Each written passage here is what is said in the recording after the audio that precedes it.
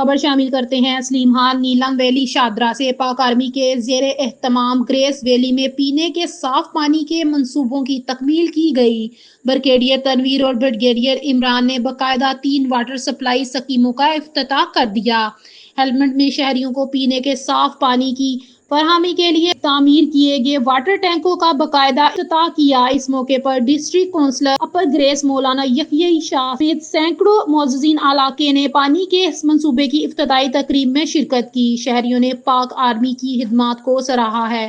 تفصیلات کے مطابق بدھ کے روز پاک آرمی کے زیر اہتمام ولایت نیلم کے علاقے ہیلمٹ میں شہریوں کو پینے کے صاف پانی کی فراہمی کے لیے واٹر ٹینکوں کی تعمیر یقینی بنانے کے بعد دونوں بریگیڈیئر صاحبان تنویر احمد اور بریگیڈیئر عمران نے اپنے دست مبارک سے افتتاح کیا۔ پاک آرمی کے ماؤنٹین ٹائیگر کے ٹیم اور کمانڈنگ آفیسر محترم کرنل توقیر کی کاوشوں کی بدولت پایہ تکمیل کو پہنچا ہے۔ اس موقع پر ڈسٹرکٹ کونسلر مولانا محمد یحییٰ شاہ نے ریاست بھر سمیت وادی نیلم بالخصوص گریس ویلی میں عوام کی فلاح و بہبود کے لیے اٹھائے جانے والے اقدامات کو سراہا اور آرمی کی خدمات کو خراج تسلیم پیش کیا۔ شہریوں نے پانی کی فراہمی پر اظہار تشکر بھی کیا۔